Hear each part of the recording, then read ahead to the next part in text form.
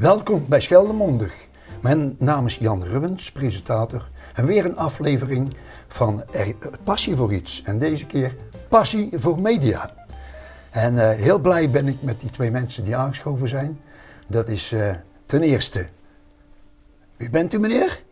Ik ben Peter Nicolai. Peter Nicolai. Jawel. Er staat altijd in de krant en allerlei tijdschriften. Ja. Van harte welkom. Dank u wel. En goed dat je de tijd gevonden hebt om aanwezig te zijn. Met de drukke werkzaamheden in de zomer en in de winter en de herfst en in de lente. En bovendien Alexander van Waasbergen. Alexander, van harte welkom. Dankjewel.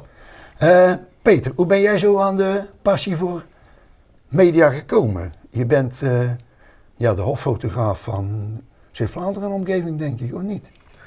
Ja, ongeveer, maar ik niet alleen natuurlijk. Ik doe dat met een aantal, toch een paar collega's. En hoe ik daartoe gekomen ben, ja, dat is iets dat komt op je pad. Ik heb een opleiding gevolgd tot fotograaf. En wat was dat? Dat was in Apeldoorn. Oké. Ja.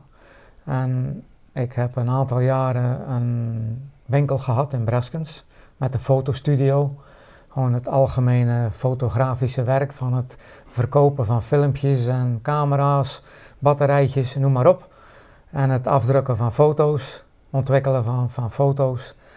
Tot op een gegeven moment daar de klad in kwam vanwege de opkomst van het digitale. Ja. Toen had je geen filmpjes meer nodig. Dus ja, dat is zodanig hard gegaan met die business dat ik daarmee gestopt ben. En ik deed toen al iets voor de krant, voor de PZC en voor BN De Stem. En dat is dan in de laatste jaren gegroeid tot fotojournalistiek, wat ik nu ben. Ja. Prima. Alexander, hoe is bij jou het virus aangeslagen? Na mijn schooltijd had ik MEO gedaan. En toen ben ik relatief snel eigenlijk in de grafische sector terecht geraakt. Ik werkte toen in een hele grote drukkerij in Antwerpen. Dat was toen het voormalige Dekker Snoek. Later zijn die overgegaan naar Grafius. In die tussentijd was ik al voor mezelf begonnen met mijn compagnon, Davy Nielen. Wij hadden een ICT-bedrijf gestart. Dat hebben we inmiddels ook al een jaar of 12. Maar in de tussentijd, 4 jaar geleden, zijn Davy en ik een full-service reclamebureau gestart. Madalco Media, waardoor we eigenlijk alles ontwikkelen, huisstijlen, logo's, presentaties, reclamecampagnes, et cetera. En kort daarna, na een paar jaar, zijn we daar een eigen lifestyle magazine hebben daaraan toegevoegd. Als aparte bedrijfstak, zal ik maar zeggen, in het bedrijf. En dat heet Via Vivo Magazine. En kort daarna zijn we ook nog alles gaan beletteren en graveren en frezen bij ons in de mogelijkheid. Helemaal goed. Ja. Peter, waar ben jij geboren en getogen? Ik ben geboren en getogen in Breskens. Ja. Dus ik ben een ras-echte Brescianer. Ja, en nog steeds? Nog steeds, ik woon er nog steeds. Oké. Ja. En hoe lang zit je nou in het vak, zei je? Dat is meer dan 30 jaar. Meer dan 30 jaar. Ja, bijna wel 35 jaar. Oké. Ja. Ga je de 40? Ik krijg er toch geen horloge voor. Ik weet het niet. Maar volgens mij is je passie, dus dan ga je gewoon maar lekker door. Hè? Ja, goed. Passie vind ik een beetje zwaar woord. Het is gewoon, ik doe het graag. Maar alles wat je doet, of je dat nou met passie doet, nou ja, dat is... Nou, maar ik kan merken aan je ogen. Ik doe het graag. Ja, ik heb er geen hekel aan. En Alexander, hoe zit dat bij jou? Waar ben jij geboren? Ik ben geboren en getogen in Koewacht. Op de Koewacht? Op de Koewacht, ja. En nu? En ik woon nu al ruim 17 jaar in Oostburg. En je bedrijf is gevestigd in Terneuzen, ja. In Terneuzen, ja. Goed, een fotojournalist. Wat houdt er allemaal in, Peter? Vertel. De ontwikkeling zo, hè? Je ging als 16-jarige ging je daar mee aan de slag. En dan, ja. Ja. Wat voor camera had je bijvoorbeeld? Nou, ik ben begonnen niet als fotojournalist natuurlijk, maar gewoon als hobbyfotograaf met dit cameraatje. Dat is mag ik hem even vasthouden? Ja, het allereerste cameraatje waar ik mee begonnen ben. Want dan praat ik dus over heel veel jaren terug. En dat was nog gewoon analoog natuurlijk, met een filmpje erin en niks elektronisch erin. Geen batterij of gewoon een kwestie van doorhalen en te knippen.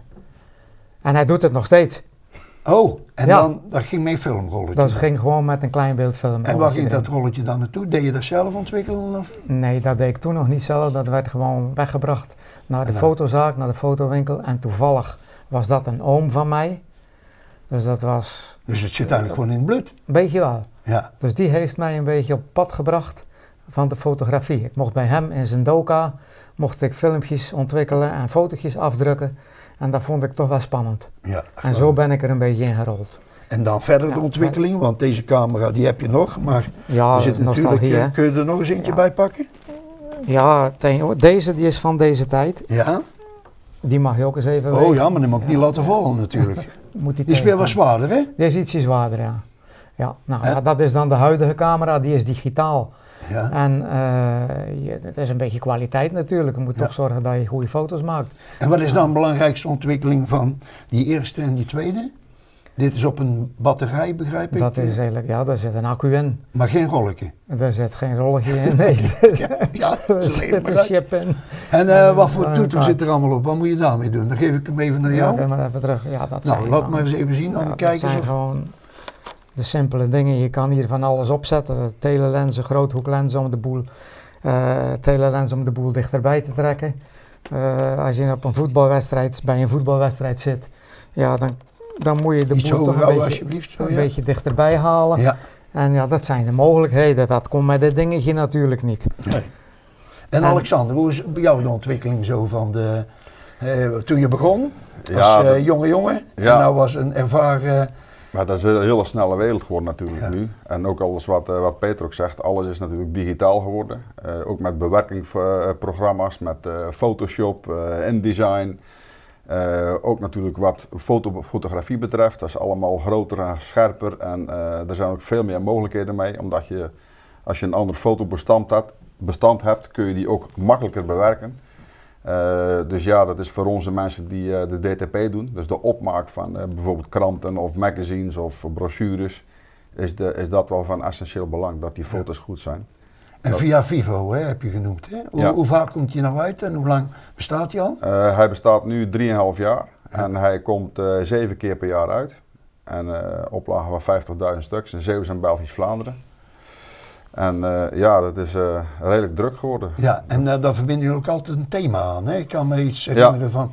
Dat klopt. Van Wij doen va- altijd bepaalde edities. Dan bijvoorbeeld nu de komende die nu komt in oktober is de oktober woonmaand. Dat staat alles in Nederland en België staat in het teken van bouwen en wonen.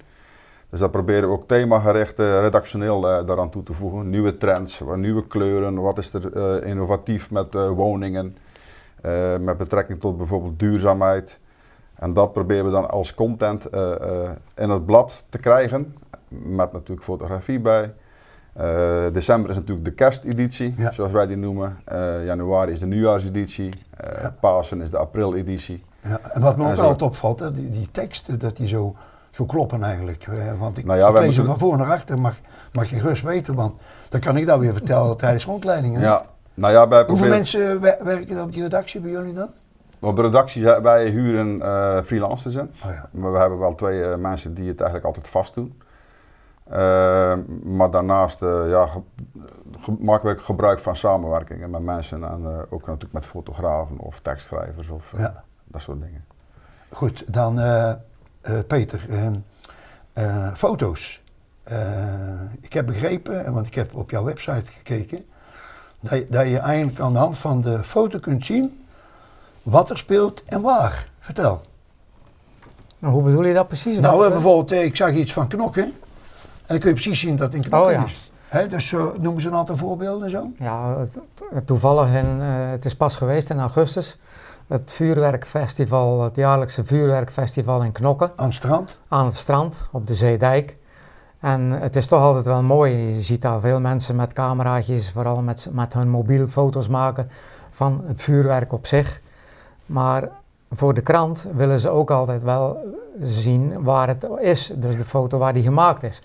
En als je alleen maar foto's maakt van het vuurwerk, dan is een prachtige foto kan Ja, dat maar- zijn. Maar je kan daar niet zien Nee. aan die foto waar het is. Het kan ook in Scheveningen gemaakt zijn. En En dan moet je dus, probeer ik altijd, om een stukje voorgrond er nog Ja. in te hebben. Dat je in dit geval, met die foto zie je dan nog strandhokjes en je ziet wat mensen Ja. nog staan.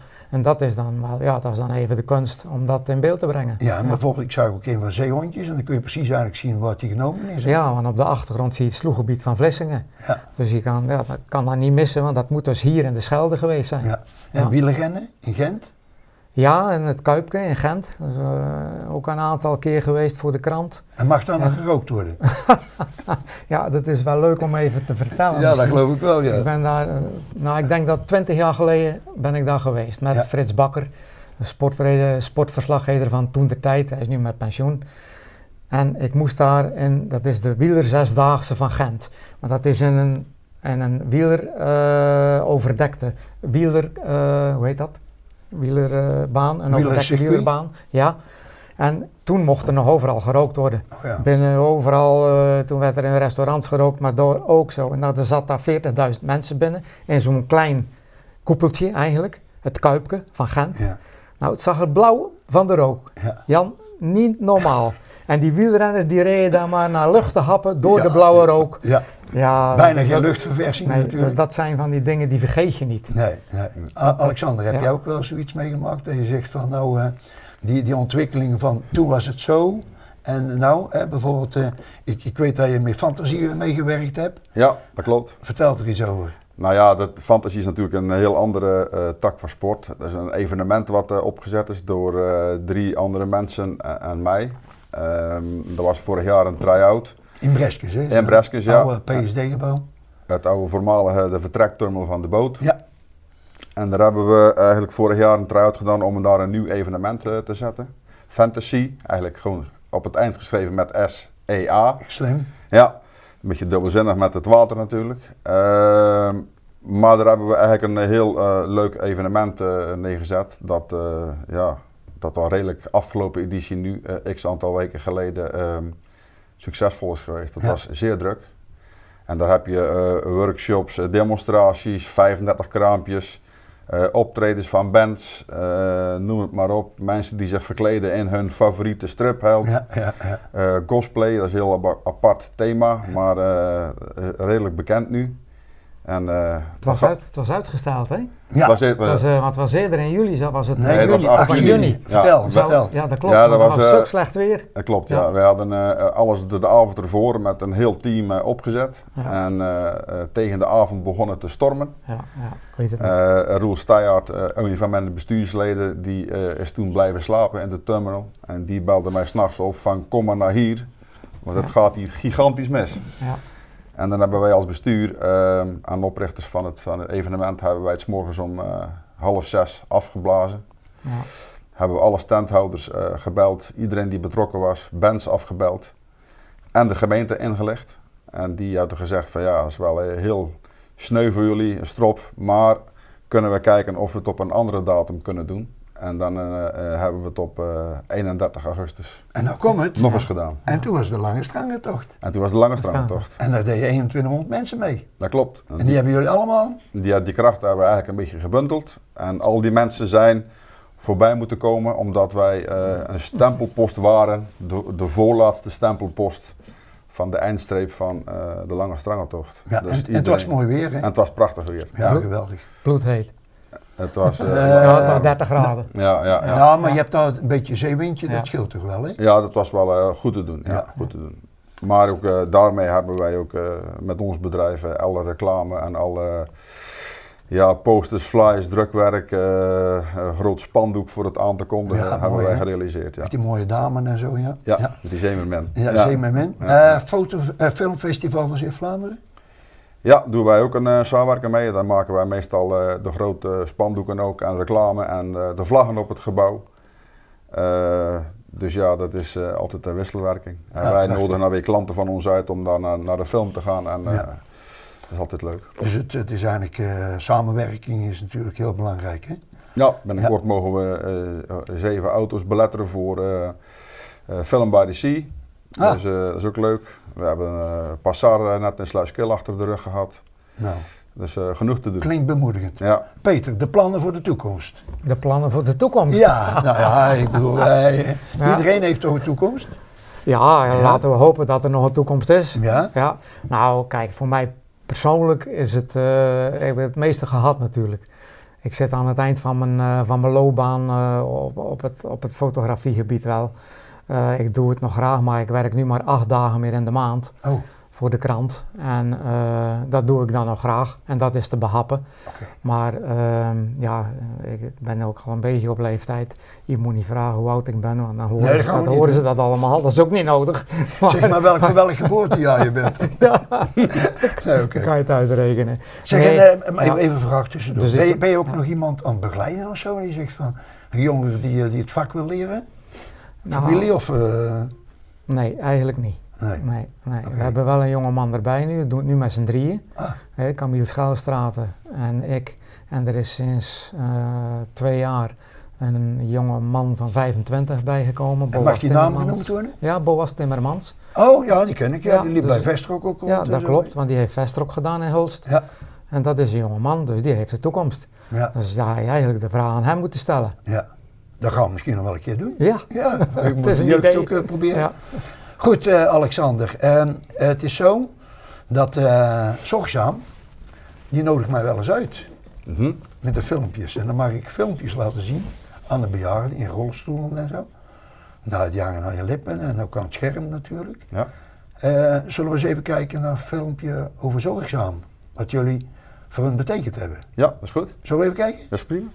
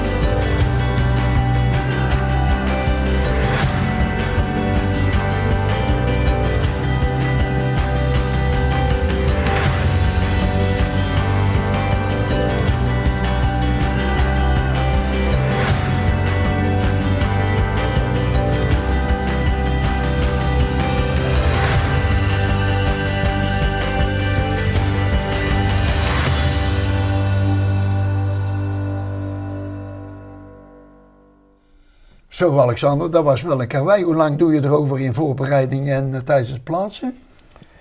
De voorbereiding heeft wel een goed jaar in beslag genomen. We zijn natuurlijk met de mensen van de technische dienst en de leiding en hoofd technische dienst zijn we daarmee aan de slag gegaan. Offerte mogen uitbrengen. Natuurlijk hadden ook andere bedrijven dat gedaan. Uiteindelijk zijn ze met ons in zee gegaan.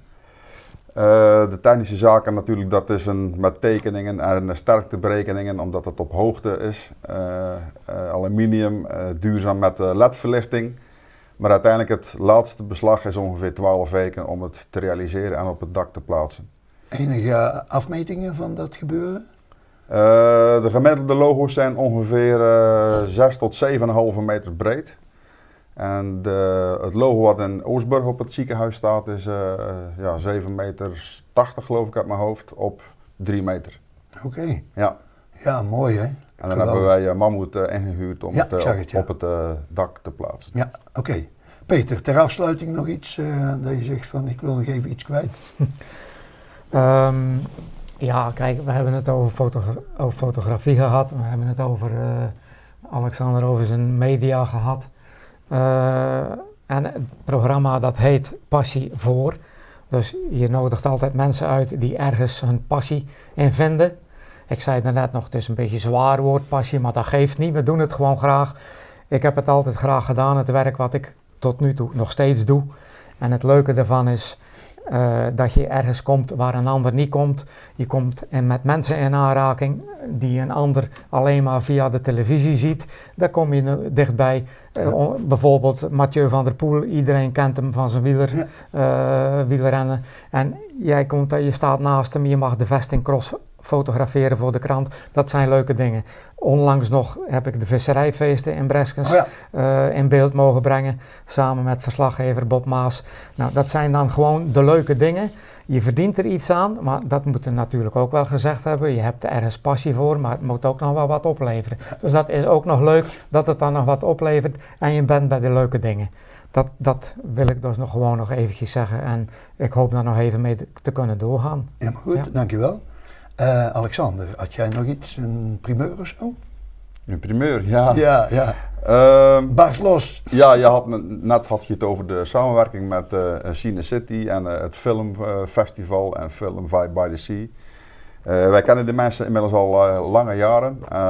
En wij hebben een x-aantal jaar geleden hebben wij een exclusieve James Bond VIP party toen georganiseerd. Die was op no time uitverkocht, 450 kaarten waar wij een stukje van het geld gingen doneren aan goede doelen.